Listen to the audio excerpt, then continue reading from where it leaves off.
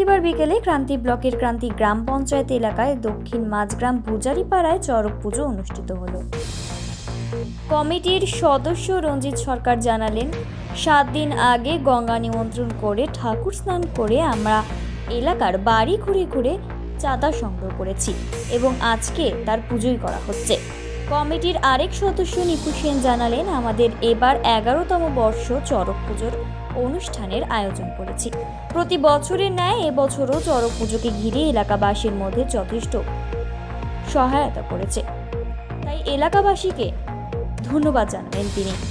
চড়ক ঘোরানো আগে কমিটির সদস্য বিভিন্ন প্রকারের কলা কৌশলী প্রদর্শন করেছেন। চড়ক মেলায় উপস্থিত থেকে ক্রান্তি পঞ্চায়েত সমিতির সভাপতি পঞ্চানন রায় এবং বিশিষ্ট সমাজসেবী মেহবুব আলম সকলকে চড়ক পুজোর শুভেচ্ছাও জানিয়েছেন। ক্রান্তি থেকে মোহাম্মদ রাসেলের রিপোর্ট, সবার খবর সবসময়। তো আপনাদের চড়ক মেলা হচ্ছে, একটু বলুন।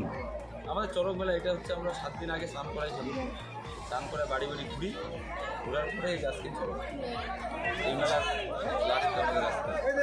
কতদিন করছেন আপনারা এটা? 11 বছর 11 বছরের মেলা পুরো। জায়গার অভাবে তো মেলা এইবারই বন্ধ ছিল, এই অন্যের জায়গাতে করতেছি, আমাদের জায়গা নেই, এই জন্য মাঠে করা।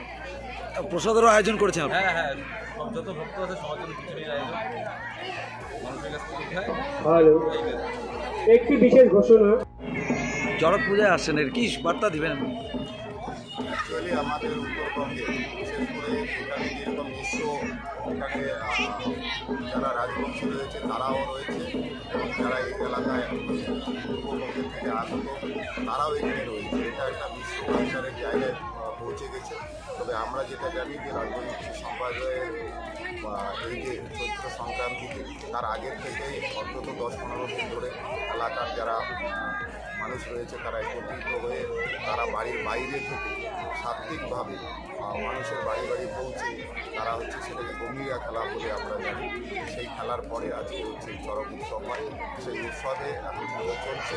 তবে এখানে এসে খুবই ভালো লাগলো যে প্রাচীন ঐতিহ্যের সাথে সাথে বর্তমান যে পরিবেশ পরিস্থিতির উপর নির্ভর করে আজকে সবাই মিলে এখানে এই চড়ক মেলা তথা শিবের গাজন বলা যেতে পারে, এক একজন এক একভাবেই বলে, কেউ নীল পূজা বলে,